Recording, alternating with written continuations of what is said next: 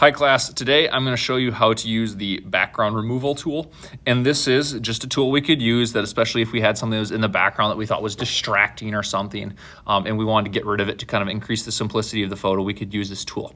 However, this should not be a tool used all the time. It should be used kind of sparingly, and it's definitely not something that you want to use with really, really large objects. There's more going to be like small, minor details in the background of photo that you might want to get rid of.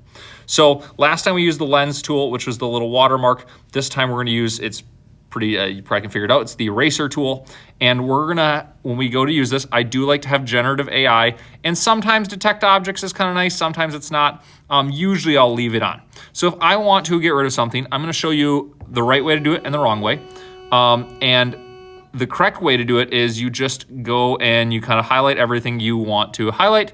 It'll think about it. It'll remove the area using AI. And this is interesting. I'm going to see if it got rid of that tree. It takes a bit for a second here. And yeah, it did. It got rid of that little brown dead tree in the background there as well. And it blends things pretty well. I think it does a very good job. One thing you want to be careful though of is, for example, if I looked at this photo right away, I might see the paddle border and be like, oh, this is a great idea. Let's just get rid of the paddle border there.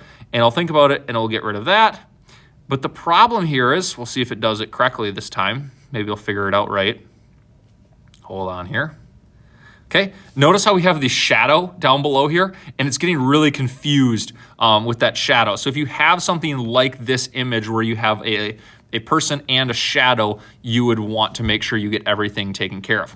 I'm also going to show you real quickly, let's have that photo where we blurred it. If you had already done a black background blur, you could still use this tool. It won't get rid of it, but we could come in here and we could highlight, we'll get that tree in there this time. It'll select the object.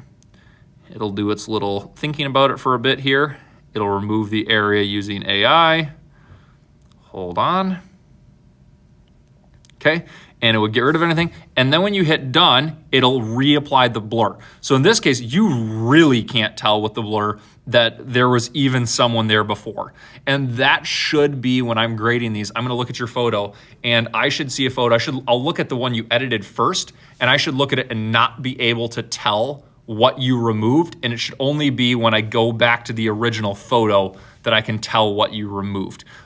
So that's just kind of overview of what using that background blur. Whenever you're done with a photo and want to save it, as a reminder, save copy to device and then upload that to your folder. Let me know if you have any questions. Thanks.